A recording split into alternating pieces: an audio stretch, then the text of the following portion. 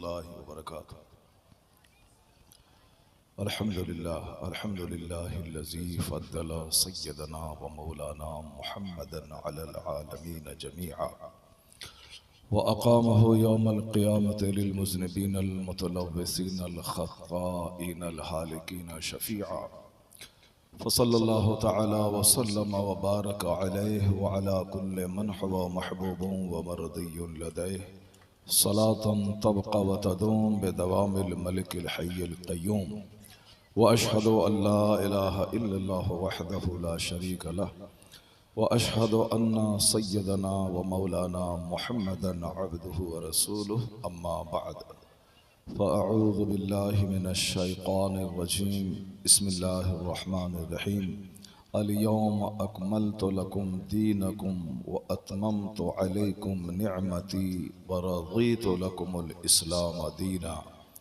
सदक़ल्लाहुल अज़ीम। एक बार मोहब्बत से दरूद शरीफ पढ़ें। अल्लाहुम्मा सल्लि अला सय्यदना व मौलाना मुहम्मदिन मअदनिल जूद वल करम व आलिहि व बारिक व सल्लिम सलातन व सलामन अलैका या रसूलल्लाह। अक्लमंद वही है जो दूसरों से सबक हासिल करे। अल्लाह ने इंसान को अक्ल अता की है ताकि अच्छी और बुरी बातों को अक्ल की कसौटी पर ये परखे। गैर मुस्लिमों के यहाँ बड़े बड़े इज्तिमाआत होते हैं, बड़े बड़े जलसे वहाँ भी होते हैं। उसका नाम वो अपने हिसाब से सांस्कृतिक कार्यक्रम या प्रवचन या जो भी देते हैं। वहाँ 50-50 हज़ार लोग रहते हैं और वो सब के सब अपने धर्म गुरु को गौर से सुनते हैं। तो वहाँ 50,000 तो शांत रह के सुनते हैं और जो इस रोए ज़मीन पर सबसे बेहतरीन मज़हब का फॉलोवर है और जिसे बेहतरीन उम्मत, बेहतरीन ग्रोह, सबसे सुपीरियर कम्युनिटी जिसका नाम दिया गया है खैर उम्मत, वो 10 आदमी रहें तो शोर और हंगामा करें। उनसे सबक हासिल करना चाहिए कि डिसिप्लिन किसे कहते हैं, अदब किसे कहते हैं और मजलिस की ताज़ीम कैसी होती है। नहीं समझे आप?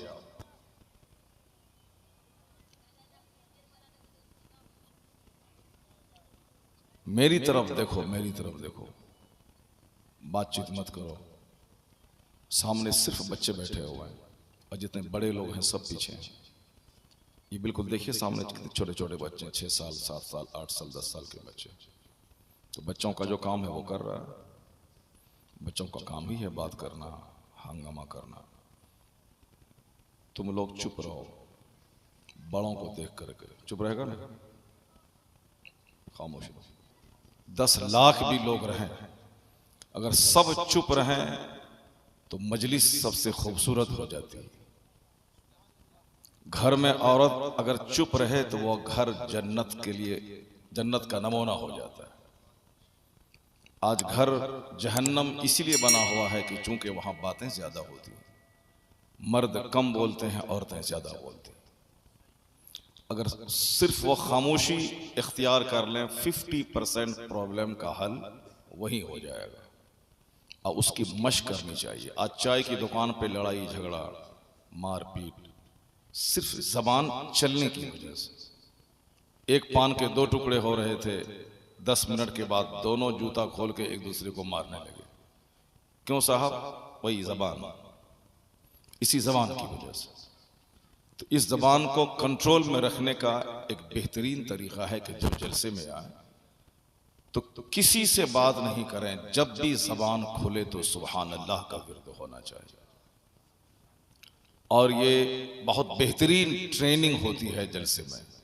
अल्हम्दुलिल्लाह नेताओं के जलसे में झूठ सुना जाता है, झूठ बोला जाता है, और इस तरह की दीनी मजलिसों में सच बोला जाता है, सच सुना जाता है।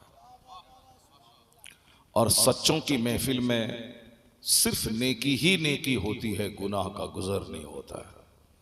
अल्लाह तबारक व तआला आप सबों को खामोश रहकर दीन की गुफ्तगू सुनने की तौफीक अता फरमाए। वादा है कि आपस में बात नहीं करेंगे, बात नहीं करेंगे। मेरी माँ बहन बेटियां उधर बैठी हुई हैं पर्दे में, मैंने बहुत सलीकामंदी देखी यहाँ कि जबकि वहाँ मर्द भी नहीं, औरतें बैठी हैं, मगर सब के सब खामोश होकर सुन रही। हालांकि 5 औरत रहे, 500 मर्दों का काम करती है वो बात करने में, मगर मैंने वहाँ भी अभी इसका बरक्स मैंने मंजर देखा। अभी सब खामोश है, कम से कम 100 औरतें होंगी बैठी हुई, हमारी माँ बहन बेटियाँ सब खामोश हैं और बिल्कुल गौर से सुन रही हैं। उसके बरखिलाफ आप काम कर रहे हैं। मैं बैठा हूँ, खुतबा मैंने पढ़ा, दुरूद शरीफ पढ़ने के लिए कहा, आपकी बात बंद नहीं हुई। तो आप खामोश रहें और इस फ़कीर की गुफ्तगू समाअत करें। अगर आप बोलेंगे तो मैं आंख बंद कर लूँगा। फिर उसके बाद मेरी गाड़ी जब शुरू होगी तो 3 घंटे से पहले छुट्टी नहीं होगी। हबीब भाई बैठे रहेंगे और अगर आंख खोल के बोल कर अदब से बैठ के सुनेंगे तो इंशाअल्लाह 1 से लेकर 1.5 घंटे के अंदर मैं गुफ्तगू अपनी ख़त्म कर दूंगा। फिर हबीब भाई होंगे और आप सुनेंगे। हबीबुल्लाह भाई अभी 30 साल से नात पढ़ रहे हैं अल्हम्दुलिल्लाह। मैंने इनको 1994-95 में जब एक मस्जिद में मैं इमामत कर रहा था जहानाबाद इलाके में, वहाँ मैंने हबीब भाई को दावत दी थी। 95 मान के चले, 1995, 5 साल वो हो गए, 23 साल ये हो गए, 28 साल उससे पहले से ये नात पढ़ रहे हैं। 30 साल से ये स्टेज पे हैं। 30 साल में जो बच्चा पैदा हुआ होगा जिस दिन ये नात शुरू किए होंगे वो 30 साल का हो गया होगा, मगर उसके बावजूद हबीबुल्लाह भाई आज भी उसी रंग में पढ़ते हैं जिस रंग में 30 साल पहले पढ़ते थे। सुभान अल्लाह। और यही वजह है कि जो दीन की गुफ्तगू करेगा, नात पढ़ेगा, नात सुनेगा, कुरान पढ़ेगा, कुरान सुनेगा, जिसमें तो भले कमज़ोर हो जाए मगर उसकी रूहानियत जवान होती रहती है। अगर आपको भी आजमाना हो तो आप भी गाना छोड़ के सिर्फ नात पढ़ना शुरू कर दें, अखबार और नावल छोड़ करके सिर्फ कुरान और हदीस पढ़ना शुरू कर दें। अगर आपको भी तजर्बा करना हो तो आप दूसरों की झूठी मोहब्बत छोड़कर माँ बाप से मोहब्बत करके उनके चेहरे को रोज़ाना 50 बार देखना शुरू कर दें। 95 साल की उम्र में भी आँख की बीमारी नहीं होगी और बीनाई तेज होती चली जाएगी। तो अपने दिल, अपने दिमाग, अपने जिगर सबको रोशन और मुनव्वर करने के लिए अल्लाह का जिक्र सबसे बेहतरीन इलाज है। इससे बड़ा कोई इलाज, कोई ट्रीटमेंट नहीं है। आज सारे लोग जूझ रहे हैं मुख्तलिफ प्रॉब्लम्स से, मुख्तलिफ बीमारियों से, मुख्तलिफ समस्याओं से। आज मैं वही बताऊंगा कि इन तमाम समस्याओं का समाधान है कहाँ, इन सारे मसाइल का हल कहाँ है, इन सारी प्रॉब्लम्स का सॉल्यूशन कहाँ है। मैं अगर बोलूं तो कहेंगे आप तो मौलाना हैं, आप तो इस्लाम की बात करेंगे, लेकिन इस दौरे जदीद का जो एक बहुत बड़ा रिसर्चर, बहुत बड़ा मुहक्किक, बहुत बड़ा पढ़ा लिखा आदमी है, उसने इसी फिक्र को अपनी जबान में पेश करते हुए कहा है, he must be called the saviour of humanity if a man like him were to assume the dictatorship of the modern world, he must succeed in solving its problems. जो पढ़े लिखे लोग हैं वो इसका माना समझ गए होंगे, और जो पढ़े लिखे अंग्रेजी नहीं पढ़े हैं वो ये जान लें कि उस क्रिश्चियन ने ये कहा कि इस दुनिया में मानवता के रक्षक, इंसानियत के मुहाफिज का नाम है मोहम्मद अरबी सल्लल्लाहु अलैहि वसल्लम। इंसानियत के मुहाफिज का नाम है, प्रोटेक्टर ऑफ ह्यूमैनिटी, मानवता के रक्षक का नाम है। वो कहते हैं कि अगर दुनिया इस्लाम के पैगंबर को अपना रहनुमा मान ले, उनके मार्गदर्शन, उनके उसूल, उनकी हिदायत पे अमल करे, तो वो क्या कहते हैं, ही must succeed in solving its problems. यानी अगर मोहम्मद अरबी को अपना रहनुमा मान लें तो वो अपने सारे मसलों को हल करने में कामयाब हो जाएंगे। अब कैसे कामयाब होंगे और कैसे उन मसलों का हल मिलेगा, बहुत सारी बातों को तो मैं छेड़ नहीं सकता, सारी बातों को। 2-4 बातें जो मेरे दिमाग में आती जाएंगी, समस्या जो हमारे समाज की है और उसका सॉल्यूशन हुजूर ने क्या अता फरमाया है, उसका समाधान, उसको उस पर मैं रोशनी डालूंगा। तब आखिर में आपको पता चलेगा कि डॉक्टर बर्नार्ड शॉ ने कितनी जबरदस्त बात कह दी he must be called the saviour of humanity. आज ज़रूरत है कि मोहम्मद अरबी अलैहिस्सलाम को पढ़ा जाए, सरकार दो जहां अलैहिस्सलाम की सीरत का मुताला किया जाए और इस जलसे की कद्र की जाए। ये जलसा खेल तमाशा के लिए नहीं होता, ये जलसा सिर्फ इसीलिए होता है ताकि यहाँ से दीन की बातों को आम किया जाए और एक दिन साल में गांव में मजहबी रंग पैदा हो जाए। ईद के दिन तो सिर्फ मोहल्ले के लोग ही नमाज पढ़ते हैं ईदगाह में, मगर जलसे के दिन 50 बस्तियों के लोग यहाँ मौजूद होते हैं।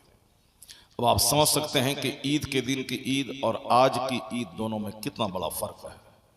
आज इस जलसे में कम से कम 50 मोहल्ले के लोग होंगे और जहां बड़ा से बड़ा इज्तिमा होता है वहां 100 से ज्यादा बस्तियों के लोग मौजूद होते हैं। तो ईद के दिन सिर्फ अपनी बस्ती के लोग जमा होते हैं और जलसे के दिन 50 बस्तियों के लोग जमा होते हैं। तो आप समझ सकते हैं कि कितनी बरकतें इस जलसे के जरिए समाज को मिलती है। जहां 40 मोमिन रहें एक अल्लाह वाला होता है और जहां 4000 मुसलमान रहें कितने अल्लाह वाले हों। और अल्लाह वालों का कदम जब पड़ जाता है तो मैं गुनहगार हूँ, मेरी वजह से रहमतें रूठ जाती हैं, बारिश नहीं होती है, लेकिन अल्लाह वालों के कदम पड़ने की वजह से बारिश रहमत का नुज़ूल होने लगता है। जो बलाएं ज़मीन पर उतरने वाली होती हैं, नेक लोगों के कदम की बरकत से बलाएं टल जाती हैं। तो इस जलसे के बहाने एक फ़ायदा ये भी होता है कि नेक लोगों की आमद मेरे गाँव में होती है। अपने हिसाब से समझेंगे तो सब नंगा नजर आएगा, सारे लोग गलत हैं, लेकिन इस नुक्ते नजर से सोचेंगे कि जहां 40 मोमिन रहें एक अल्लाह वाला होता है, तो जिसको आप समझते हैं कि ये गंदा आदमी है, मुमकिन है कि वही अल्लाह का वली आप कर सकते हैं। इसलिए हर बात को सोचने के लिए मजहबी आइडियोलॉजी जरूरी है। अपना दिमाग खता कर सकता है, अपनी अक्ल गलत हो सकती है, लेकिन अल्लाह के बाद जो सबसे बड़ी हस्ती है पैगंबर आज़म सल्लल्लाहु अलैहि वसल्लम की, उनकी सारी बात सच्ची, उनकी सारी बात हिकमतों से भरी। रुए जमीन का कोई हकीम उनसे बड़ा नहीं है, कोई तबीब उनसे बड़ा नहीं है, कोई डॉक्टर उनसे बड़ा नहीं है, कोई रिफॉर्मर उनसे बड़ा नहीं है। अबाद अज खुदा बुजुर्ग तोई किस्सा मुख्तसर, इसलिए आला हजरत कहते हैं कोई बड़ा नहीं है, सबसे आला व औला हमारा नबी, सबसे बाला व वाला हमारा नबी। तो आक़ाए दो जहां अलैहिस्सलाम की बात सबसे सर्वश्रेष्ठ होती है। इसलिए हर मोमिन को कम से कम मुस्तफ़ा की 40 बातें याद होनी चाहिए। जब वो 40 बातें याद कर लें तो क़यामत के दिन अल्लाह तबारक व तआला उसे आलिमों की जमात में उठाएगा। सुभान अल्लाह। 40 जलसे में आपने शिरकत की, हर जलसे में एक ही हदीस आपने याद कर लिया, तो मरने से पहले कम से कम आप आलिम तो बन जाएंगे और मरने के बाद आलिमों की जमात में आपका हश्र तो हो जाएगा। और हदीस में आया है कि बस 4 में से एक बनना, 5वां मत बनना। लोग आजकल न जाने क्या क्या बनने की तमन्ना करते हैं। बहुत सारे बच्चे एक्टर बनना चाहते हैं, बहुत सारे बच्चे क्रिकेटर बनना चाहते हैं, बहुत सारे बच्चे फुटबॉलर बनना चाहते हैं, बहुत सारे बच्चे साहब ITI डिग्री होल्डर इंजीनियर बनना चाहते हैं। सबकी तमन्ना अलग अलग होती है और उसी में वो अपना मुस्तकबिल आजमाते हैं, बनना चाहते हैं। मगर इस रुए ज़मीन का सबसे बेहतरीन इंसान कौन है? बेहतरीन इंसान वो है जो एक अच्छा आदमी बनकर, मुस्तफ़ा का गुलाम बनकर जन्नती बनना चाहता है। जन्नती बनना यही असल मकसद है। इसके अलावा जो कुछ भी है वह चंद दिनों का तमाशा और खेल है। एक इंजीनियर इंजीनियरिंग करके 5 लाख महीना कमा सकता है, लेकिन वो इंजीनियर कुरान पाक पढ़ना नहीं आता, नमाज के फ़राइज़ व वाजिबात उसको नहीं आते। तो अब वो बुढ़ापे में नमाज पढ़ना भी चाहता है तो ज़बान पे सूरत और आयत नहीं चढ़ पाती है, वह रोता हुआ हसरत के साथ मर जाता है। तो इंजीनियर बना, 15-15 घंटे पढ़ा, चंद सिक्के कमाया, दुनिया में खाया पिया, मर गया। मरने के बाद कहाँ गया? दूसरे मज़ाहिब तो कहते हैं कि भाई मर गया, ख़त्म हो गया, मगर इस्लाम कहता है कि नहीं, अल्लाह ने 2 जिंदगी अता की है, एक मरने के पहले की जिंदगी और एक मरने के बाद की जिंदगी। मरने के पहले की जिंदगी मुख्तसर है, 100 साल के अंदर, 70, 80, 90 साल, और ये अल्लाह के नजदीक 1 सेकंड 1 मिनट है। अब मरने के बाद की जो जिंदगी है, अब उस जिंदगी का खात्मा नहीं होगा। इस जिंदगी का एंडिंग हो गई, इसकी खात्मा हो गया 100 साल के अंदर। अब उसके बाद जो जिंदगी है वो जिंदगी है खरबों साल की, जहां का एक दिन 50,000 साल के बराबर होगा। कान मिक़दारुहु 50 अल्फ सना, यानी वो दिन, वो आलम जिसका एक दिन 50,000 साल के बराबर होता है। यानी हकीकी जिंदगी है वो जो मरने के बाद। अब कोई इसको झुठला दे कि मैं नहीं मानता हूं, तो ये उसकी मर्जी है, वो झुठला दे। अगर कोई कहता है कि दिन नहीं आएगा, रात ही रहेगी, ठीक है, ये उसकी अपनी बोली है। कोई बोलेगा कि हम मरेंगे नहीं, सब दिन जिंदा रहेंगे, ये सच्ची बात नहीं है। भले ही वो बोलता रहे मगर वो झूठ बोलता है। वो खुद मरेगा, उसको वो इनकार करता है। कोई बोले सूरज नहीं, तो उसके इनकार करने से थोड़ी सूरज की सच्चाई में कोई फर्क पड़ जाए। कोई बताए कि मौत नहीं है, उसके बोलने से थोड़ी मौत की सच्चाई में कोई फर्क पड़ जाए। ठीक उसी तरह जिस तरह रात है, दिन है, मौसम सरमा है, मौसम गर्मा है, मौसम बारा है, मौसम का बदलना, रात दिन का बदलना, बचपन, जवानी, बुढ़ापे का आना, सूरज और चांद का पाबंदी से निकलना, डूबना, उससे ज्यादा फैक्ट बात है कि मरने के बाद एक दूसरी दुनिया का आगाज होगा, वह यौम आखिरत है, उसका आना तय है। जिस तरह आसमान बगैर खंबे के खड़ा है, मेरी खोपड़ी में आए या ना आए, उसी तरह मरने के बाद का एक दिन 50,000 साल के बराबर है, मेरी खोपड़ी में आए या ना आए। अल्लाह ने कहा, रसूल पाक ने कहा, वो बात सच्ची है। अब ये बता दें कि एक इंजीनियर साहब 50-60 साल की जिंदगी को खुशगवार बनाने के लिए कितनी मेहनतें की उन्होंने। 15-15 घंटे पढ़े, अपने वतन से बेवतन होकर स्टडी की, हार्ड से हार्ड एग्जाम दिया, उसके बाद फिर नौकरी की। पढ़ने से ज्यादा नौकरी करने में दिक्कत होती है। पढ़ने में तो 15 घंटा पढ़ लिया, लेकिन नौकरी करने में आज झारखंड में है, कल कर्नाटका में है, परसों साहब तमिलनाडु में है, फिर ड्यूटी आ गई, अमेरिका चले गए। 24 घंटे में 12-12, 16-16 घंटे ड्यूटी है, तब 5 लाख रुपए महाना कमा के छोटा सा घर, छोटी सी गाड़ी, अच्छा खाया पिया, मर गया। अब जहां गया है वहां का एक दिन 50,000 साल के बराबर। वहां उसके हाथ में क्या रहा? न इंजीनियरिंग काम आएगी, न उसकी टेक्नोलॉजी काम आएगी, न उसकी 5 लाख महाना की तनख्वाह काम आएगी। वहां सिर्फ वही काम आएगी जो उसने इस दुनिया में रह के जन्नती काम किया है, जो उसने नमाजें पढ़ी है, जो उसने तिलावत किया है, जो उसने हज्जो ज़कात, आपके फराइज़ वाजिबात अदा किए हैं, बस वही काम आएगा।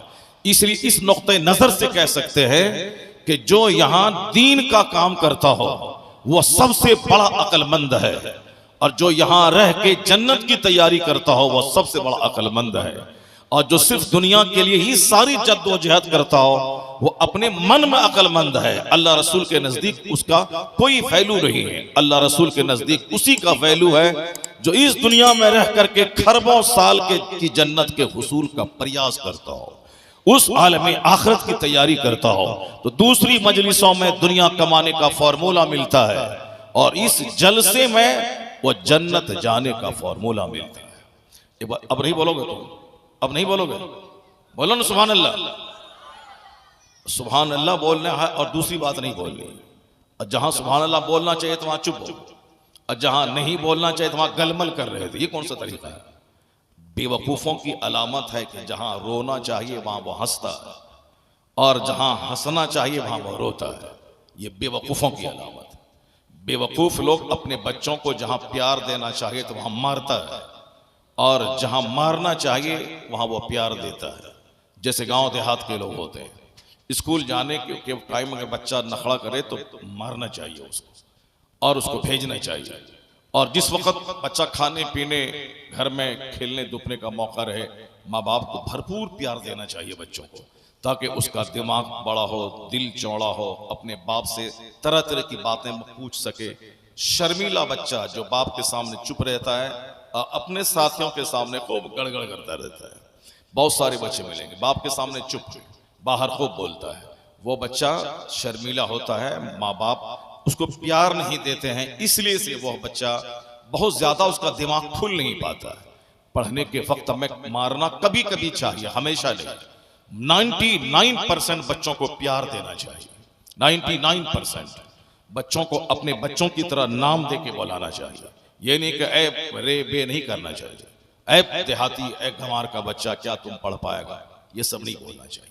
बल्कि एक अच्छे टीचर की पहचान है कि वो अपने बच्चों की तरह दूसरे बच्चों को नाम ले। ऐ अहमद तू कहाँ है, कल तुम क्यों नहीं आया था, कल तुम क्यों नहीं आया था, दरियाफ्त करे ताकि बच्चा अपने बाप की तरह प्यार पाकर खूब पढ़ना शुरू कर दे। मगर हमारी आइडियोलॉजी क्या है कि जहां प्यार करना चाहिए वहां खूब मारते हैं, और जहां मारना चाहिए वहां नहीं मारते। अक्लमंद वो है प्यार के वक्त में प्यार दे, मार के टाइम में मार दे। अक्लमंद वो है जहां हर तरफ मुसीबत का माहौल है, चेहरा गमजदा बना ले। पड़ोसी के घर में लाश निकल रही है, चेहरा गमजदा बना ले।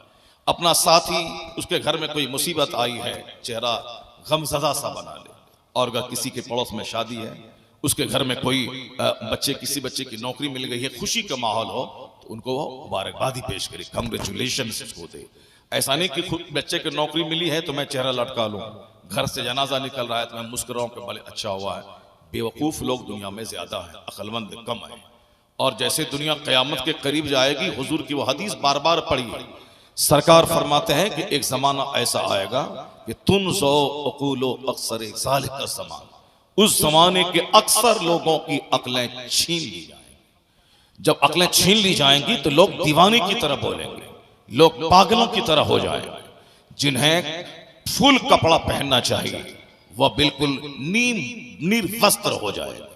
जैसे औरतों का जिस्म नाजुक होता है, बदन नाजुक होता है, उनका चमड़ा नाजुक होता है, उनकी सोच नाजुक होती है। इसीलिए दो मर्दों की, एक मर्द की और दो औरतों की गवाही दो औरत के बराबर है। एक मर्द की गवाही, एक मर्द की गवाही का बदला दो औरत की गवाही, दो औरतें एक तरफ मर्द।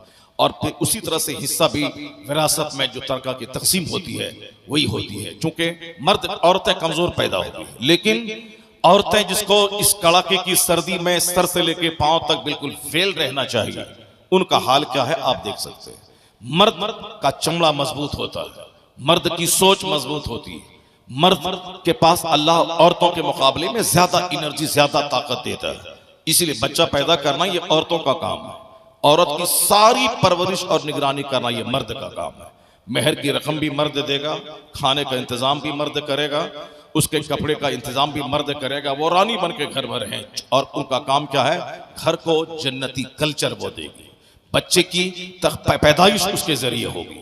तो इसलिए औरत की ड्यूटीज अलग है, मर्द की जिम्मेदारी अलग है। तो औरतों को अब पर्दे में रहना, औरतों को अब घरेलू लाइफ गुजारना अब बरअक्स उसके हो गया। जब अकलें छीन ली जाएंगी तो औरतें मर्द बन जाएंगी और मर्द औरत बन जाएंगे।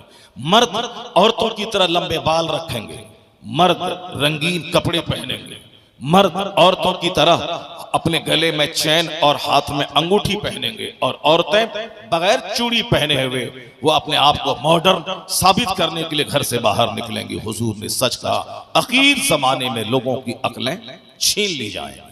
अक्लमंद है वो जो हराम और हलाल में तमीज पैदा करता हो, अक्लमंद है वो जो लीगल और इलीगल में फर्क पैदा करता हो, अक्लमंद है वो जो राइट और रॉन्ग में डिफरेंशिएट करता हो, अक्लमंद है वो जो रोने के वक्त में रोता हो और मुस्कुराने के वक्त में मुस्कुराता हो, अक्लमंद है वो जो खामोश रहने के वक्त में खामोश रहता हो और अल्लाह की हम्द बयान करने के वक्त में अल्लाह की तस्बीह बयान करता हो। क्या बोले जोर से सुभान अल्लाह। आपने पहले खूब बोला और अभी जब सुभान अल्लाह बोलने का वक्त आया तो आप खामोश हो गए। आप ही की बात मैं कर रहा हूं।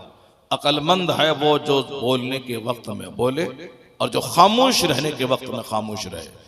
मैं अभी आधा घंटा तक एक तमहीदी तौर पर आपके सामने मजलिस का एहतराम और दीनी गुफ्तगू का मकसद, जलसा के क़याम इनेकाद का मकसद मैं उस पर बयान कर रहा हूँ। उसके बाद फिर मैं अपने टॉपिक पे लौट के आऊँगा और आप मेरी गुफ्तगू को गौर से सुनेंगे। उस वक्त मैं नहीं बोलूँगा कि आप सुभान अल्लाह बोलिए, उस वक्त मैं नहीं बोलूँगा कि आप ऐसे बोलिए ऐसे सुनिए। उसके बाद सिर्फ मैं बोलूँगा, आप गौर से सुनते रहिएगा।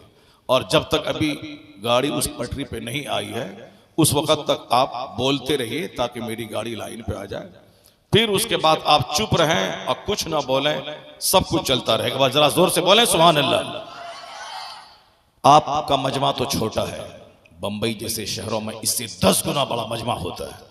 वहाँ 2.5-3 घंटे तकरीर के बाद लोगों को ऐसा लगता है कि मैंने तकरीर ही नहीं सुनी और मुंतजिर रहे थे, मगर वहाँ वक्त का एक प्रॉब्लम रहता है कि भाई आपको 10:30 तक ख़त्म कर ही देना है। अब वो लोग 8 बजे शुरू करते हैं, 10:30 तक ख़त्म करवा देते हैं। अभी कुछ दिन पहले मैं बम्बई गया, इससे कई गुना ज़्यादा बड़ा मजमा, सब पढ़े लिखे लोग, इंजीनियर, डॉक्टर, प्रोफेसर, बड़े बड़े बिजनेसमैन। यहाँ तो मेरे सामने सिर्फ बच्चे बैठे हुए हैं, मैं क्या खिताब करूँ।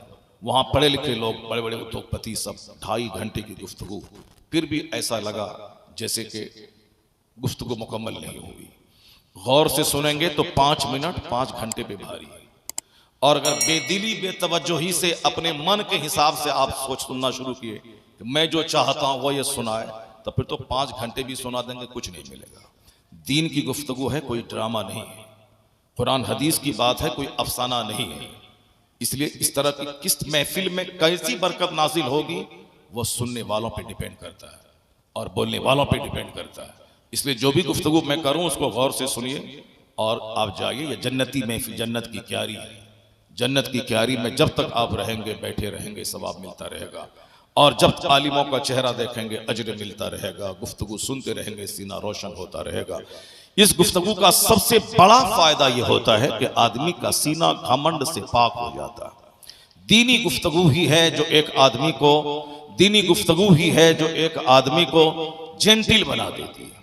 दीनी गुफ्तगू ही है एक आदमी को जो जेंटिल बना देती है, यानी शरीफ और सिंपल और सादा बना देती है।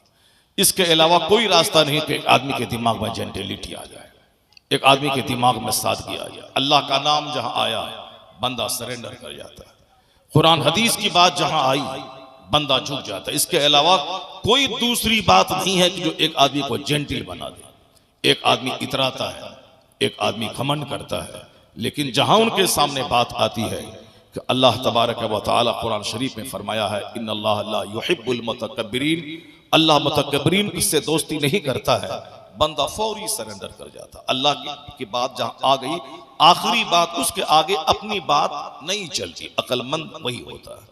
और यही वजह है कि कुरान पाक जब ज्यादा पढ़ा जाता था और ज्यादा सुना जाता था, समस्याएं नहीं थी समाज में, चूंकि अल्लाह की बात सबसे ज्यादा पढ़ी और सुनी जाती थी। उस वक्त फितना नहीं था। लेकिन जब से कुरान पाक कम पढ़ा जा रहा है और दूसरी बातें ज्यादा पढ़ी जा रही हैं, इसलिए समाज में फितना ज्यादा पैदा हो गया है। एक मोहल्ले में 100 आबादी है, 100 ग्रुप में लोग बटे हुए रहते हैं।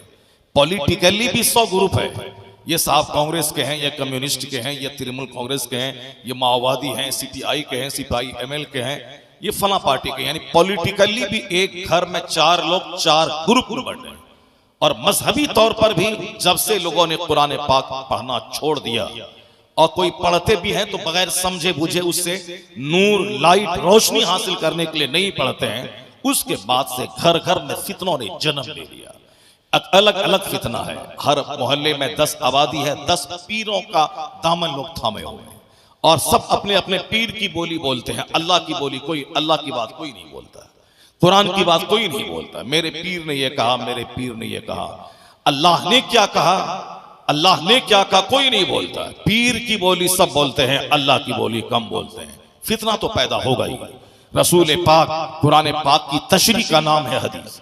हदीस कोई नहीं बोलता। आइंस्टाइन ने यह कहा, नेहरू ने यह कहा, गांधी ने यह कहा, फिल्म एक्टर ने यह कहा, गांव के चौधरी ने यह कहा, फला ने यह कहा। फितना पैदा होगा। इसलिए आज फितने को मिटाने का एक वाहिद रास्ता है कि कुरान करीम को कसरत से पढ़ा जाए और कुरान करीम से नूर हासिल किया जाए। कुरान करीम ने एक फार्मूले का हल बताया है कि दुनिया में संकट आएगा, दुनिया में मुसीबत आएगी। कोई ऐसी जिंदगी नहीं जिस जिंदगी में मुसीबत ना हो। पैदा होता है बच्चा, उस वक्त तो रोता हुआ पैदा होता है। माँ को शदीद दर्द होता है तब एक बच्चा पैदा होता है। यहां से जिंदगी की कहानी का आगाज होता है। जब मैं इस धरती पे पैदा होता हूं, रोता हुआ आता हूं, और जब मैं इस दुनिया को छोड़ के जाता हूं, 2, 4, 10 लोग रोते हैं, सबको रोता हुआ छोड़ के मैं जाता हूं। कहानी का इब्तिदा आंसुओं से होती है, कहानी का इख्तिताम भी आंसुओं से होता है। अल्लाह करीम ने इस फार्मूले को हल करते हुए बताया, ए भाई, ए लड़का कहां भाग रहा है, बताइए। चिल्ला रहा था, अपनी बात बोल रहा था, और जब मैं कुरान हदीस बोलना शुरू किया तो भाग गया वो। ये बच्चे आगे बढ़ने के बाद आलिम के खिलाफ बोलेंगे, यही बच्चे बड़े होने के बाद मस्जिदों के खिलाफ बोलेंगे, यही बच्चे बड़े होने के बाद गैर मुस्लिमों का भाषण सुनेंगे, रविशंकर की बात सुनेंगे, यही बच्चे बड़े होने के बाद मुरारी बापू की बात सुनेंगे वो। इसलिए अपने बच्चों की तरबियत कीजिए, बच्चों को कंट्रोल में रखिए, वरना बाद में हम तो एक बार आए चले गए। मौलाना साहब तो मस्जिद में इमामत करते हैं, वो तो मस्जिद में है, फितनों से बचे हुए हैं, लेकिन ये बच्चे आपकी छाती पे चढ़ के जिस वक्त आपकी पिटाई करेंगे, जिस वक्त आपसे बोलेंगे कि फला बाप अपने बेटे को 50 लाख छोड़ के मरा, तुम क्या छोड़ के मर रहा है, तुम निकम्मा बाप, उस वक्त आपको पता चलेगा कि इंजीनियर बनाने का क्या फायदा है, फिल्में दिखाने का क्या फायदा है, आवारा कुत्तों की तरह गली में बच्चों को फिरने छोड़ देने का क्या अंजाम है। बाप होने के नाते 1 बीघा जमीन बच्चों को मत देना। क़यामत के दिन कोई सवाल नहीं होगा कि तुमने अपने बच्चों को जमीन क्यों नहीं दी। कुरान शरीफ में कहीं नहीं आया कि बच्चों को तुम जमीन दे दे, हदीस में कहीं नहीं आया कि तुम बच्चों को जमीन दे दे, नहीं आया है। बच्चों को 1 कट्ठा जमीन नहीं दें, किराए के घर में छोड़ दें। आपके बाप होने में कोई कमी नहीं है। क़यामत के दिन आपसे कोई सवाल नहीं होगा कि तुमने अपने बच्चों को किराए के घर में क्यों छोड़ के तुम मरा, जमीन क्यों नहीं दी, मकान क्यों नहीं दिया, ये सवाल नहीं होगा। बल्कि अपने बच्चों की सबसे बड़ी नेमत जो बच्चों को एक बाप देता है वह मुस्तफ़ा की जबान में मा नहला वालिदुन वलदहु मिन नहलिन अफसला मिन अदबिन हसन। एक बाप अपनी औलाद को जितना भी गिफ्ट दे दे, जितना भी तोहफा दे दे, सबसे बेहतरीन तोहफा है अदब सिखा देना, डिसिप्लिन सिखा देना, इल्म सिखा देना। यह सबसे बड़ा गिफ्ट है बाप की तरफ से बेटे को। मकान नहीं दिया, क़यामत के दिन कोई सवाल नहीं। जमीन नहीं दी, क़यामत के दिन कोई सवाल नहीं। इंजीनियर और साइंटिस्ट नहीं बनाया, क़यामत के दिन कोई सवाल नहीं होगा। मगर बच्चों को अगर आपने नमाज नहीं सिखाई, इसका सवाल होगा। बच्चों को आपने जीने का हुनर नहीं बताया, इसका सवाल होगा। बच्चों को आपने कुरान नहीं पढ़ाया, इसका सवाल होगा। बच्चों को मकसद हयात नहीं बताया कि मेरे जीने का क्या मकसद है, मैं मर क्यों जाता हूं। जब तक ये फलसफा आप नहीं बताएंगे, वो बच्चा क़यामत के दिन अल्लाह रब्बुल इज्जत की बारगाह में शिकायत करेगा कि मेरे वालिद ने मुझको सिर्फ ITI कॉलेज का रास्ता दिखलाया, इन्होंने मेडिकल कॉलेज का रास्ता दिखलाया, सिर्फ स्टैंडर्ड 1 2 3 4 5 6 करता रहा, सिर्फ स्कूल कॉलेज का एग्जाम प्री टेस्ट यही करता रहा। इन्होंने कभी भी मुझको कुरान पाक की एक आयत बताकर मुझे मेरे जीने का मकसद नहीं बताया। नहीं बताया कि अल्लाह कौन है, नहीं बताया कि मुस्तफ़ा कौन है, नहीं बताया कि नमाज पंजगाना क्यों फर्ज है, नहीं बताया कि मैं अपनी चाहत के खिलाफ क्यों मर जाता हूं, नहीं बताया। कुरान शरीफ मालूमात का खजाना है। किसके लिए है? साइंटिस्ट पढ़ेंगे कि मुसलमान पढ़ेगा?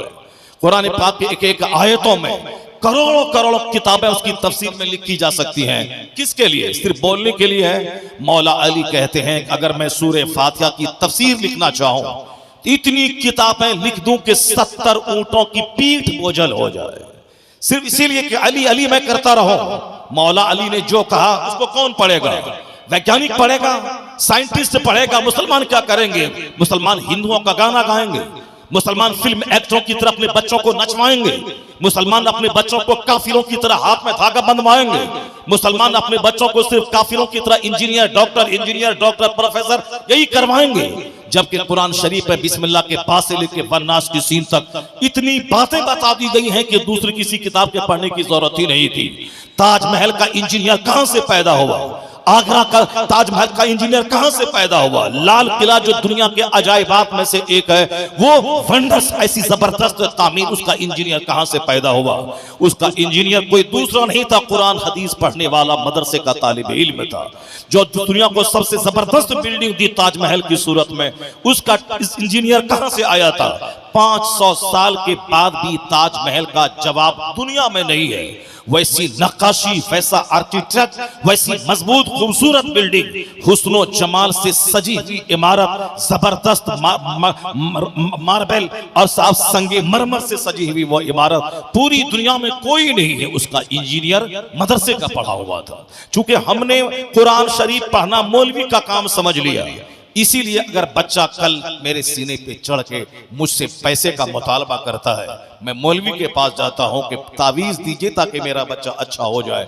नहीं होता है। आम का पेड़ लगाने के बाद 1 लाख तावीज उसमें लगा दें, सेब नहीं निकलेगा वहां से, कटहल नहीं निकलेगा वहां से, नाशपाती नहीं निकलेगी। अगर कोई निकलेगी तो बताएं, कहीं पूरी दुनिया के सारे पीर मिल जाए और सब मिलके तावीज लिख दे और आम के पेड़ में लटका दे कि यहां से इंजीर, यहां से साहब पिस्ता और काजू और किशमिश के फल निकलेंगे, नहीं होता है। 1 करोड़ तावीज हर दरख्त में बांध दें कि गेहूं का हर पौधा वहां से पास और बच्चा रबी तो राय पैदा हो जाए, नहीं होता ऐसा। मदीने का मुजाहिद एक तड़प है दिमाग में, इस्लाम की खिदमत की तड़प, सरहद पे रह के इस्लाम बचाने की तड़प। मदीने का वह मुजाहिद, शादी हुई, शादी के चंद महीने के बाद इस्लाम बचाने के लिए सरहद पे चला गया। वहां की जंग सर्द हुई, अब वापस मदीना आना है। फिर आवाज दिया इस्लाम ने कि मुझे बचाओ।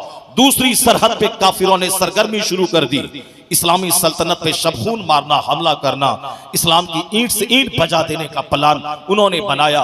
ये घर जाने का प्लान मनसूख करके फिर दोबारा दूसरी सरहद पे चला गया।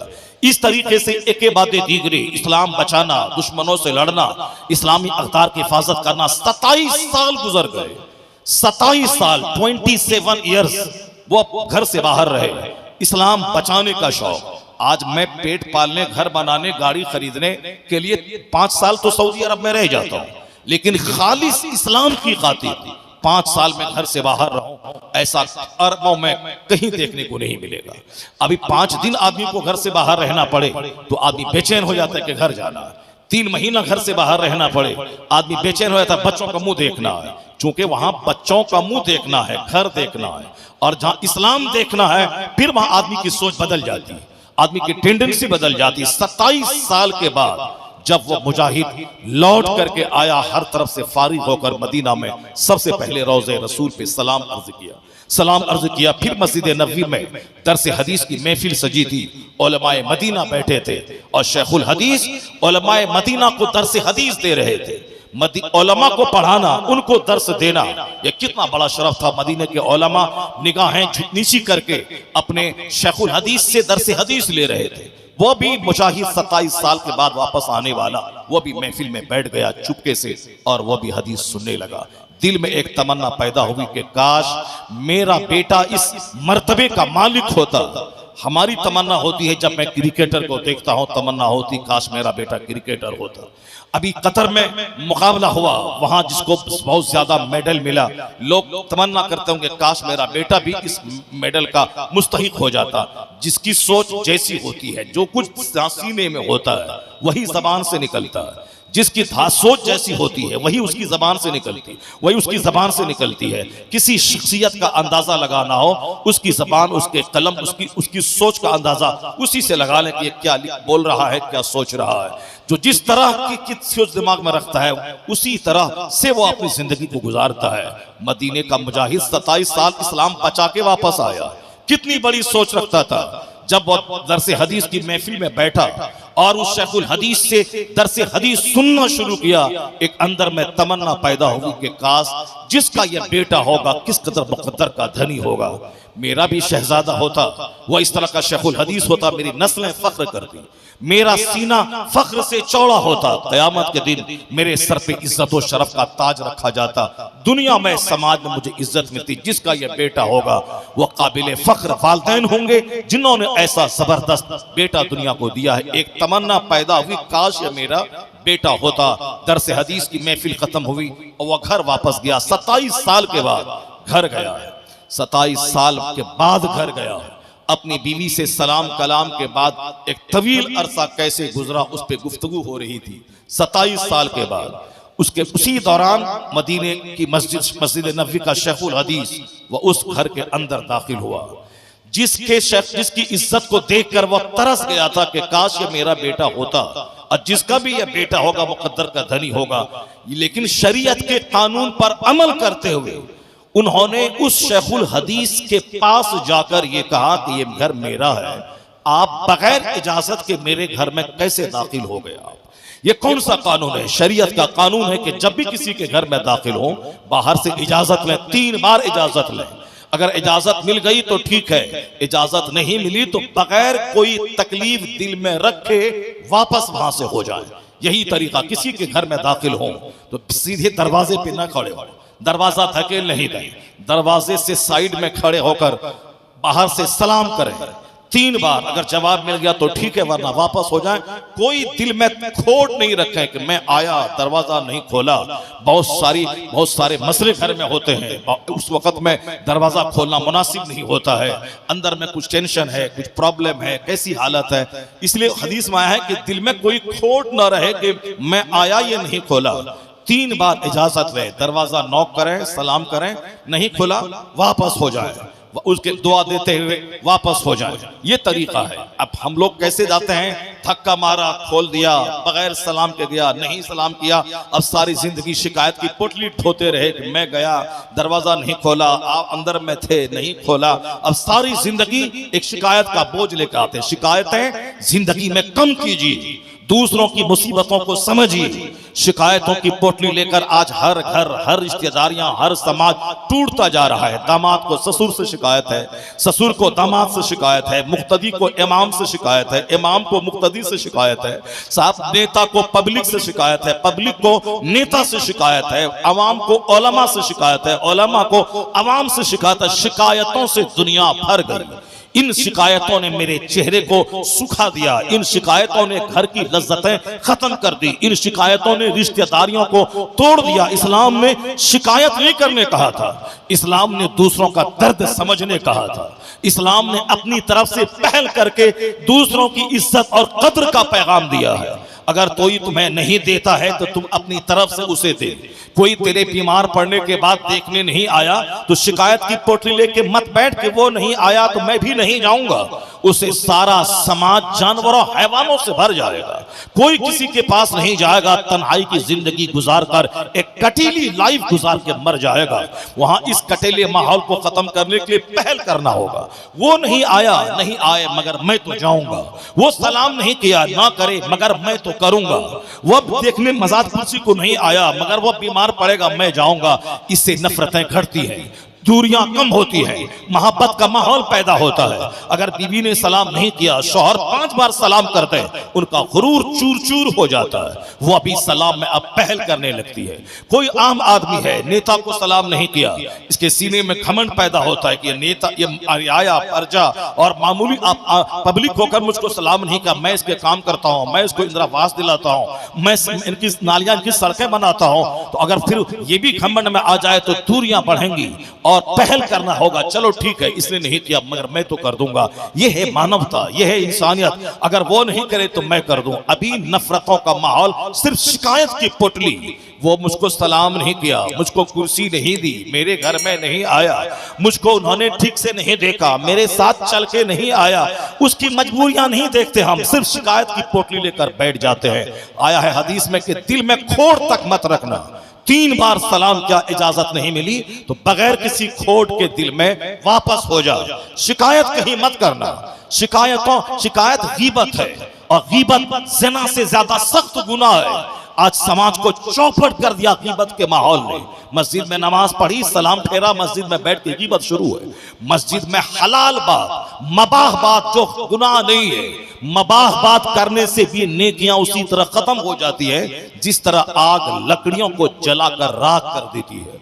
मबाह बात यानी जो जायज बात है, कहाँ गए थे, कैसे हैं, दोपहर में क्या खाया, कल कहाँ गए थे, आज कहाँ जाने का इरादा है, ये कोई हराम बात नहीं है, ये तो एक मबाह हलाल जायज बात है। मगर ये बात भी मस्जिद में करने से नेकियां उसी तरह जलकर राख हो जाती है जिस तरह आग लकड़ियों को जला के राख कर देती है। ये मबाह बात। और चजाए की गीबत तो यहां भी हर जगह बोलना हराम है। ज़िना से ज्यादा सख्त है। अल गीबतो अशद्दु मिन ज़िना। गीबत ज़िना से ज्यादा सख्त है। क्यों? एक आदमी ज़िना करता है, सच्ची तौबा कर ले, अल्लाह माफ कर देता है। एक आदमी शराब पीता है, सच्ची तौबा कर ले, अल्लाह माफ कर देता है। अब दोबारा उसके लिए उसको और कुछ नहीं करना है। शराब पीता है, सच दिल से उसको लगा कि मैं गलत कर रहा हूं, सच्ची तौबा की, दोबारा शराब की तरफ आंख उठा के नहीं देखा, अल्लाह माफ कर देगा। जबकि शराब पीना बहुत खतरनाक जुर्म है। एक कतरा अगर अंदर गया 40 दिन तक कोई दुआ कबूल नहीं होगी।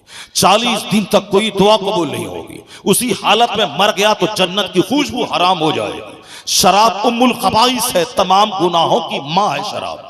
उम्मुल खबाइस है शराब, एक एक बूंद नापाक है, वो अंदर की सारी अच्छाइयों को जला के राख कर देती है शराब। शराब से अक्ल माऊफ हो जाती है।